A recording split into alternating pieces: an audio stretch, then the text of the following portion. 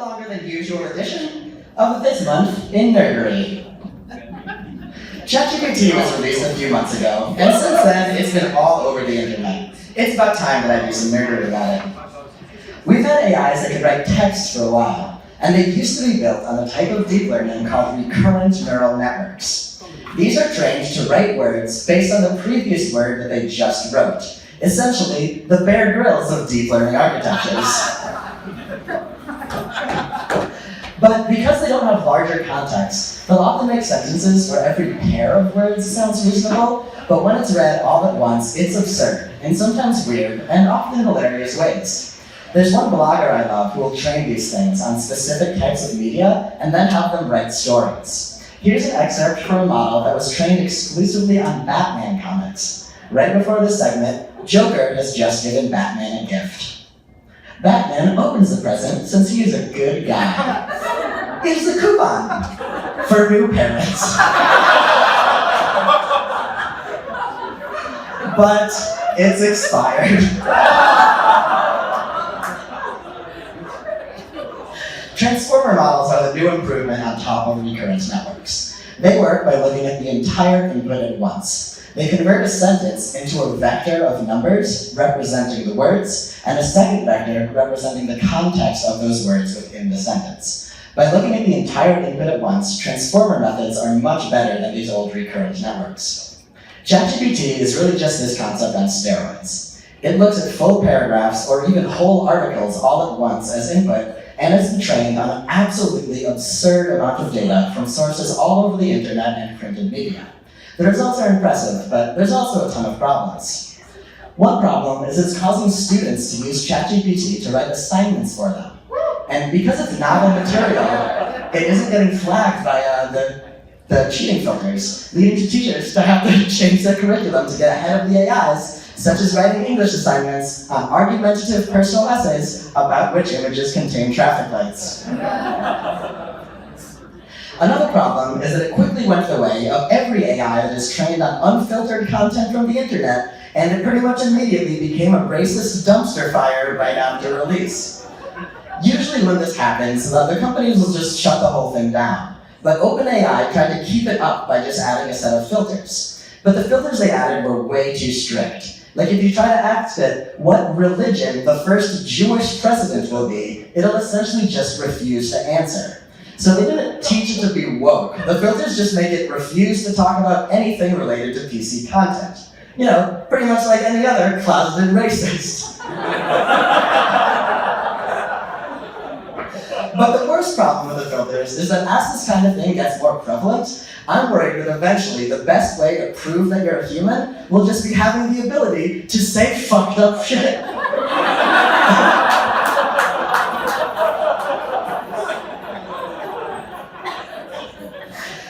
But the biggest problem being reported on is the fear that it's going to take everyone's jobs.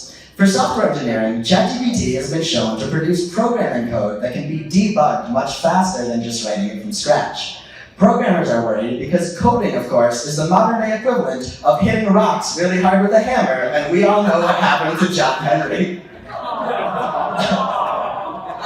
But to be real, my day job is working with this technology specifically, and I don't think ChatGPT is coming for your jobs anytime soon.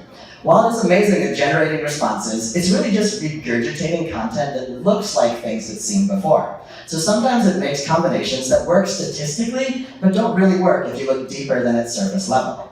This can be especially dangerous if you're a novice in the field and you trust this thing to be giving you expert advice. To show an example of this, I assume everyone here knows the rules of chess. Let's take a look at a series of moves from a game someone had ChatGPT play against a chess AI called Stockfish. ChatGPT would play by typing moves into the command window. The first handful of moves made sense, but then after Stockfish just captured one of ChatGPT's pieces from this position, ChatGPT sacrifices his queen by typing the move QH1, meaning move my queen to the H1 square, teleporting her into the corner in a wildly illegal play. Stockfish, of course, falls for the gambit and captures the free queen, and then bam, ChatGPT just spawns a knight on F3 out of nowhere. Stockfish takes, revealing the trap card that ChatGPT's bishop this whole time was actually a priest from Age of Empires 2.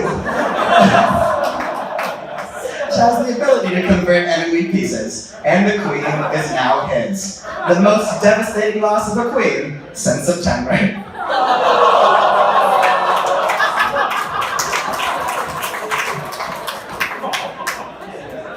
So whether you're a chess grandmaster, a software engineer, a manager, an architect, or really any job that requires you to be a people person, rest assured, your job is safe for now.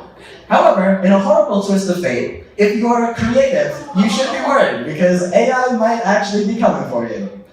These art tools are built using what's called generative adversarial networks, aptly named because they're really two networks competing with each other.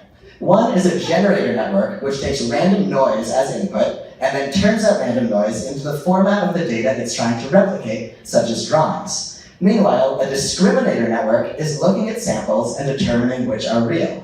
If you're in a creative field, you should be familiar with this process. Basically, the generator is you trying to create art, and the discriminator is your parents telling you to get a real job. But these generative networks are actually coming out with pretty incredible pieces. Last year, Midjourney was used to win a digital art competition in Colorado with this beautiful piece. And it sparked a lot of backlash, especially after the guy who submitted it claimed that he was totally a genius artist because he was good at telling the AI what to draw. And this kind of thinking is just completely delusional. Like, thinking you're good at the actual thing because you are just the one giving commands would get a lot of Pokemon trainers killed in bar fights.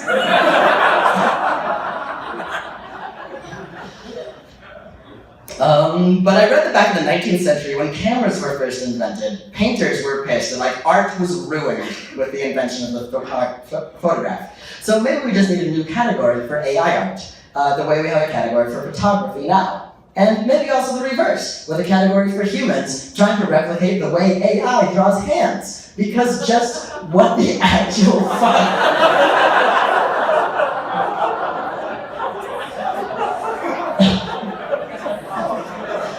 To wrap up, this presentation wouldn't be complete without something drawn just for us. So I had Dolly draw Nerdery, and it came out like this. So according to highly advanced artificial intelligence, this is you. But I wanted to be fair, so I had Dolly draw a picture of me too. And this is me. And because I had to draw a picture of me presenting this very slide, that fucking mutant robot Abraham Lincoln in the background, that's me too. So AI is now writing, drawing, communicating, doing so many things that used to be definitively human. I'm worried about what's next. Are we gonna prove Natasha Bedingfield wrong? Are we gonna have AIs that can feel for us? Because that would be fucking awesome.